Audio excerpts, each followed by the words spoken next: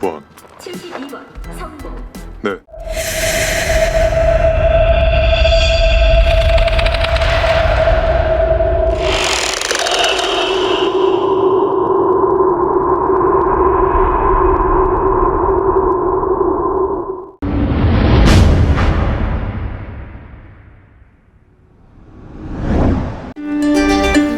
Episode ketiga film Squid Game ini dibuka dengan detektif John Woo yang mengikuti iring-iringan mobil van ke pelabuhan. Ia ikut masuk ke dalam kapal dan melumpuhkan seorang petugas berlambang lingkaran. Ia mengambil dan memakai pakaian petugas itu, lalu memasukkan kartu identitas polisinya ke saku petugas itu dan membuang jasadnya ke laut. Jadi sob, perlu Mince jelaskan bahwa lambang lingkaran, segitiga dan kotak pada topeng petugas adalah menunjukkan jabatannya, di mana lambang kotak adalah jabatan tertinggi sebagai komandan kelompok dan petugas berlambang segitiga dan lingkaran memiliki jabatan di bawahnya. Sedangkan pemimpin permainan dan pengontrol petugas adalah sang frontman. Para kontestan yang kembali berpartisipasi dalam permainan mulai digantikan pakaiannya dengan training sport hijau oleh para petugas, dan Sebyok yang ternyata berpura-pura pingsan berhasil mengelabui petugas sehingga ia sendiri bisa mengetahui apa yang sebenarnya terjadi pada mereka dari sejak di bawah hingga mereka bisa berada di tempat itu.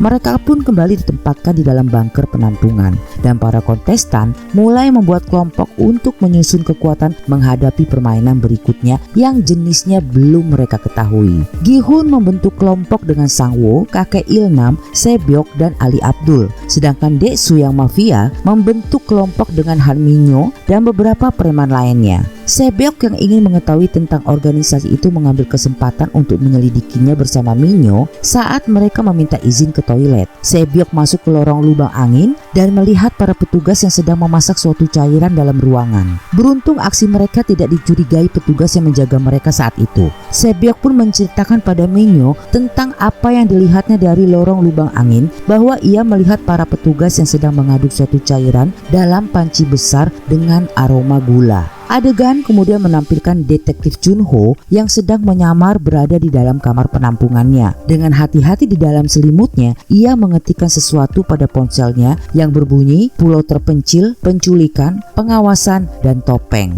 Keesokan harinya saat waktunya sarapan pagi, adegan menampilkan seorang kontestan yang berprofesi sebagai dokter bernomor baju 111 yang mendapatkan secari kertas berisi pesan di dalam rotinya. Apa dan bagaimana kontestan 11 ini mendapatkan pesan itu akan kita ketahui pada alur cerita selanjutnya. Selesai makan pagi, para kontestan pun mulai dikumpulkan untuk bersiap bersaing dalam permainan kedua. Mereka diminta memasuki suatu ruangan permainan anak-anak yang berwarna-warni dengan 4 buah pintu berlambang lingkaran, segitiga, bintang, dan payung. Sang-woo yang sudah diberitahu Sebyok tentang petugas yang sedang mencairkan gula saat berada di lorong lubang angin mulai menebak permainan apa yang akan mereka mainkan. Dan San-woo mulai mengetahui bahwa permainan kedua yang akan kontestan mainkan adalah permainan gulali.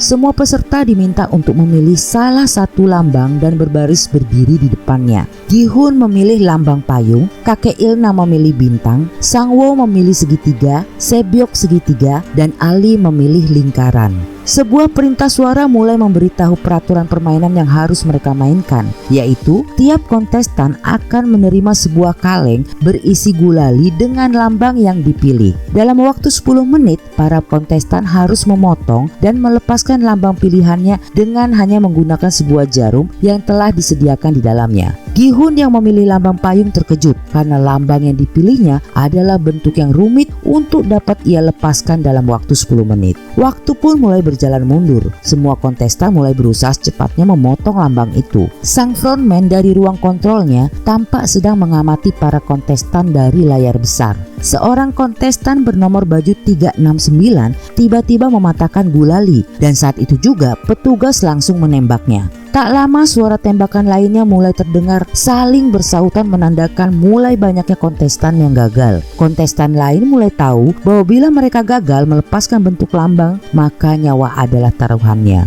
Gi-hun dengan bentuk payung yang rumit makin berhati-hati mengikis bentuknya. Sementara waktu mulai menipis, ia pun mulai berkeringat hingga keringatnya menetes jatuh ke gulali. Tak disangka, ternyata gulali yang terkena tetesan keringat Gi-hun mulai melunak. Gi-hun pun langsung mendapat ide untuk menjilati gulali itu karena gulali itu akan melunak dan menipis jika terkena cairan, hingga ia akan mudah mematahkan bagiannya. Tingkah Gi-hun pun dilirik oleh kakek Il-nam dan kontestan lainnya, hingga akhirnya kontestan yang tersisa mulai mengikuti cara Gi-hun. Melalui usaha yang dramatis, Gi-hun pun akhirnya berhasil melepaskan bentuk di saat waktu tersisa 0,01 detik. Gi-hun, Sang-woo, kakek Il-nam, Sebyok, Deksu, Minyo dan Ali pun akhirnya memenangkan permainan gulali itu.